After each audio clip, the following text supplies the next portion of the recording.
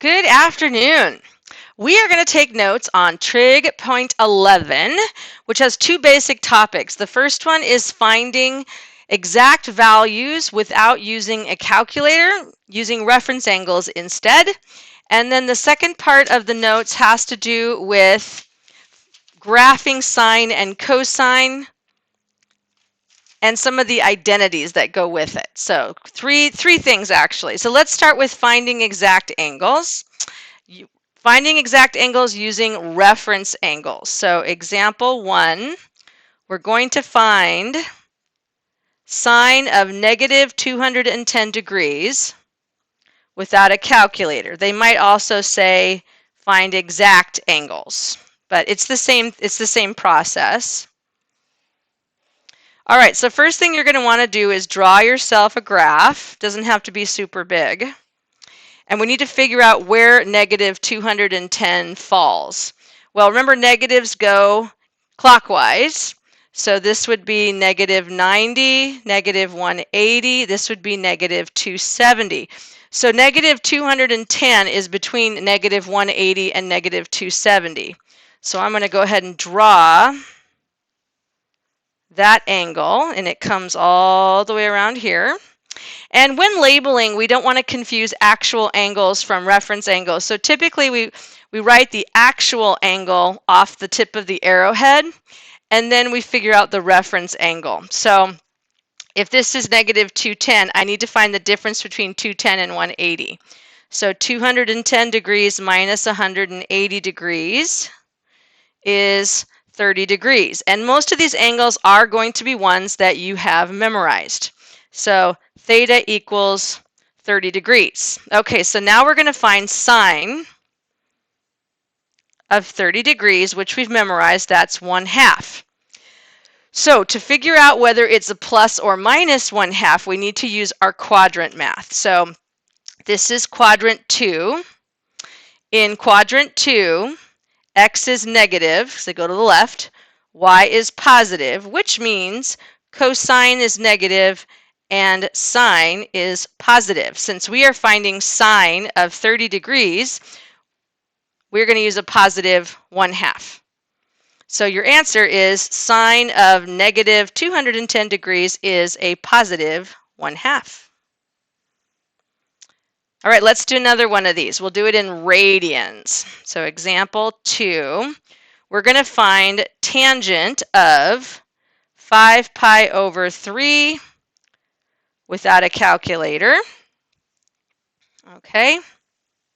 So we start out the same way. We're going to draw a graph and figure out where that angle is on the graph. Now this is a positive angle, but it is radians. So the trick with doing radian angles is you have to count by the same units that the angle is given. This is given in thirds. So you're going to count by pi over 3 angles. Now this is positive, so we're going to go counterclockwise. So this is pi, and if you're going by thirds, it means that you are dividing pi into 3 pieces. This is 1 pi over 3, this is 2 pi over 3, this is 3 pi over 3, okay, and dividing the bottom pi also by thirds. This is 4 pi over 3, this is 5 pi over 3. So this is where our angle is. Okay, so what is the reference angle? So what is the angle from this to the nearest x-axis? That would be pi over 3. Okay, so now that we know what quadrant it's in, which is quadrant 4, let's get the base value. So tangent of pi over 3 is one that we've memorized. It is square root of 3 over 1.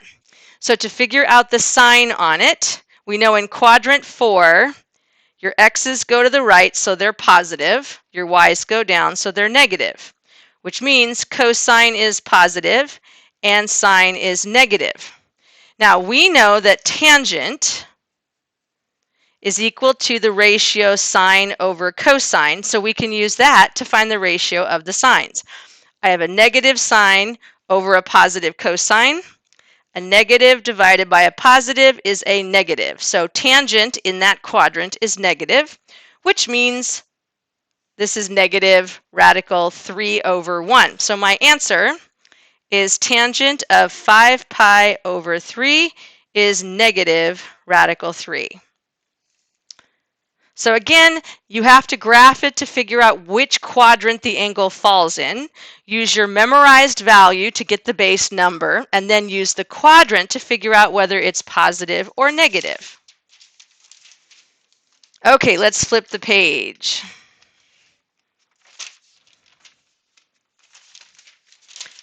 Example 3. Okay, this question is, find sine theta of the angle formed by the point 2, negative 3. Find sine theta of the angle formed by point 2, negative 3. Okay, so we're going to draw a pair of axes. And the point 2, negative 3 is going to be 2 to the right and down 3. So right about there. So we're going to turn that into a reference angle. So this is the point 2, negative 3. And we're looking for theta. The point 2, 3 means that you go 2 to the right and 3 down. And we're looking for sine. So sine of any theta is opposite over hypotenuse.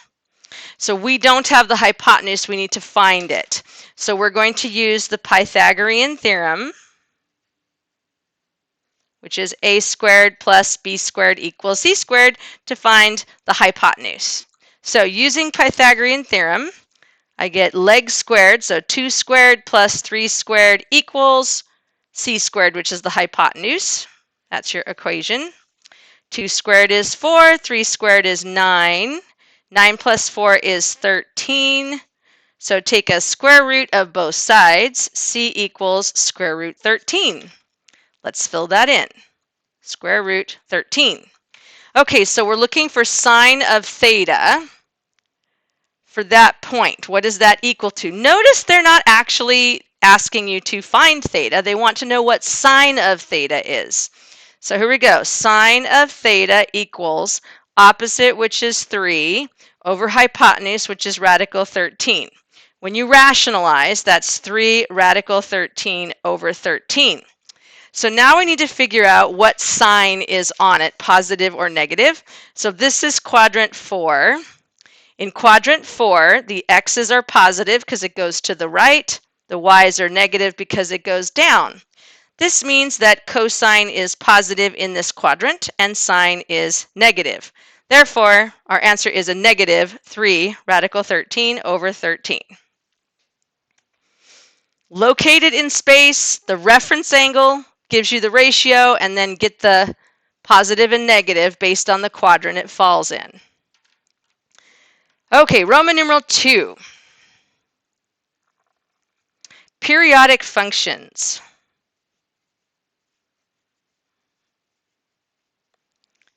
All right, the term periodic means it's a repeated pattern. That's what a periodic function is. And when we talk about a periodic function, one basic pattern is considered one period of the function. Okay, so we're going to draw ourselves a function. So you're going to want to make the y-axis kind of short and the x-axis kind of wide. So the x-axis on this is your theta, and the y-axis is what it's equal to. So y equals sine theta is what we're going to graph. A good scale to go by when graphing a straight up sine or cosine is by pi's over 2. So skip a space, go pi over 2, pi, 3 pi over 2, and 2 pi. And then we're going to go the other way.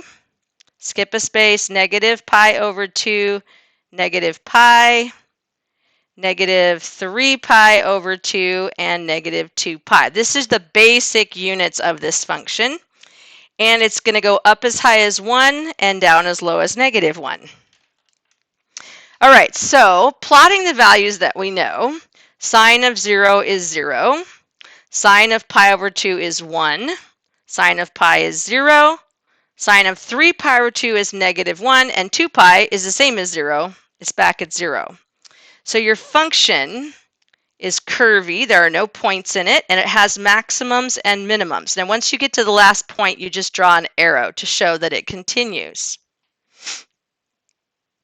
Now, this pattern actually repeats itself, so you don't really have to memorize that negative pi over 2 is the same as 3 pi over 2. So it's going to go down, 0, 1, 0. So you see how this S pattern repeats itself.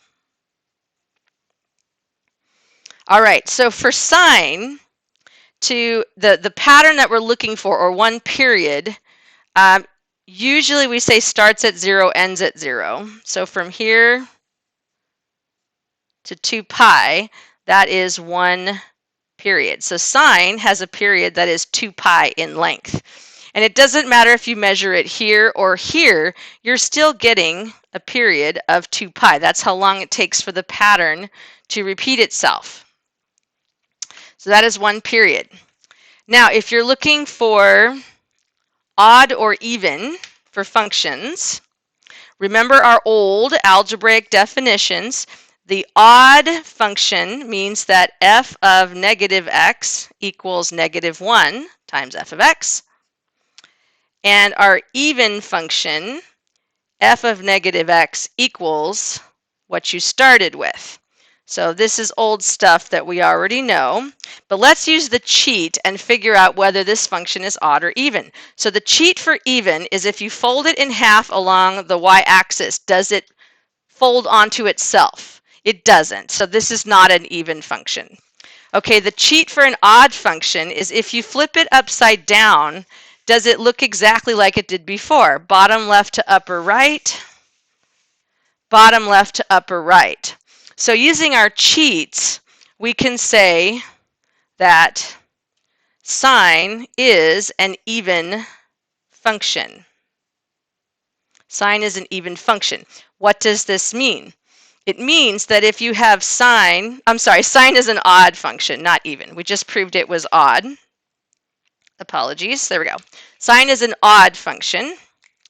So if you have sine of a negative theta, you can actually replace it with negative 1 times sine of positive theta. That's using our definition of odd.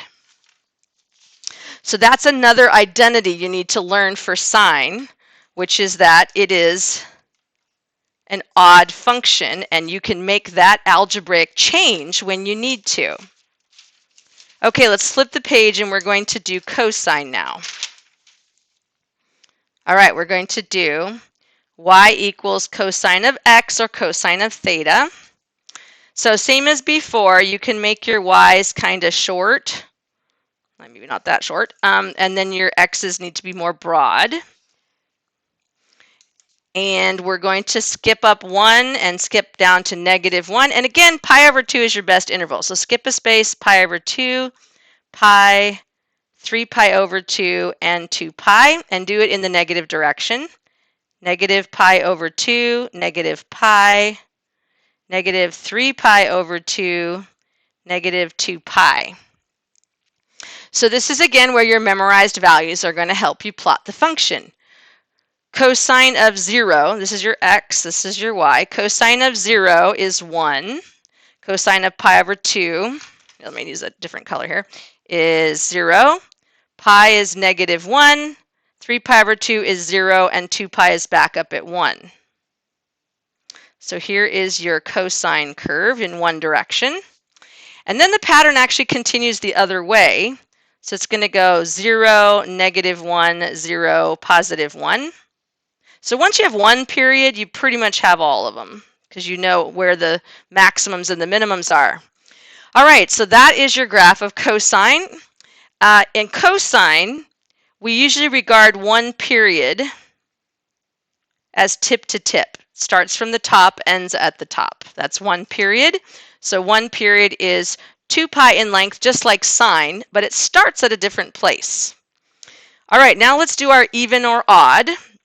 Remember, even, f of negative x equals f of x. Odd, f of negative x is a negative 1 times f of x. So let's use the cheat.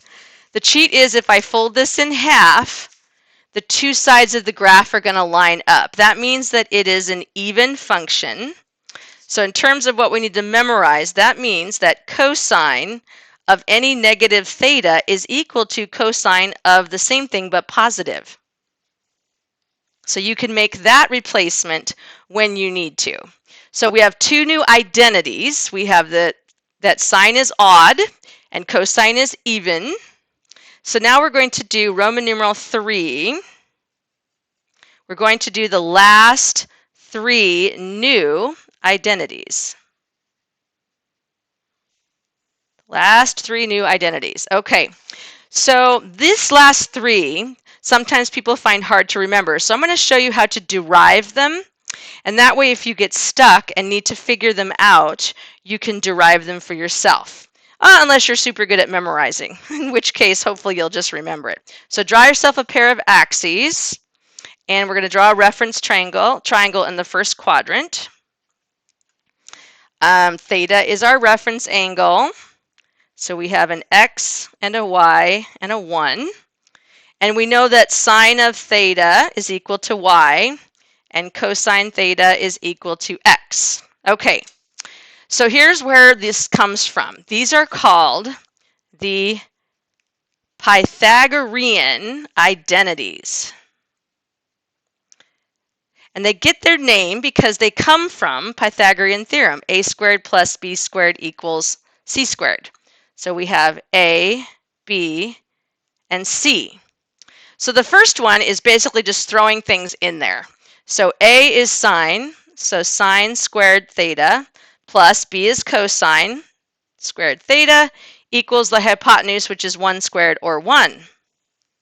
Anywhere you see a sine squared theta plus cosine squared theta, the thetas have to match. You can replace it with a 1. That's your first identity. Okay, so to get the second identity, take the first identity. Sine squared theta plus cosine squared theta equals 1. And we're going to divide everything by cosine. So cosine squared theta. Sine over cosine is tangent, so that simplifies to tangent squared theta. Cosine over cosine is 1, and 1 over cosine is secant. So secant squared theta. That is your second identity. So anywhere you see a tangent squared plus 1, you can replace it with a secant squared. Or if you have a secant squared minus a 1, you can replace that with tangent. All right, we're going to do the third and the last one. Take your original identity, sine squared theta plus cosine squared theta equals 1. And this time we're going to divide all of them by sine squared theta. So all 3 get divided by sine squared theta. When you simplify this, sine squared over sine squared is 1. Cosine over sine is cotangent, so cotangent squared theta. And 1 over sine is cosecant. And that is your third Pythagorean identity. So anytime you see the left 2, you can replace it with the right or any iteration of that same identity. And we're going to use these to start simplifying expressions, which are a little bit like proofs. Okay, that is it for today. Have an excellent rest of your day.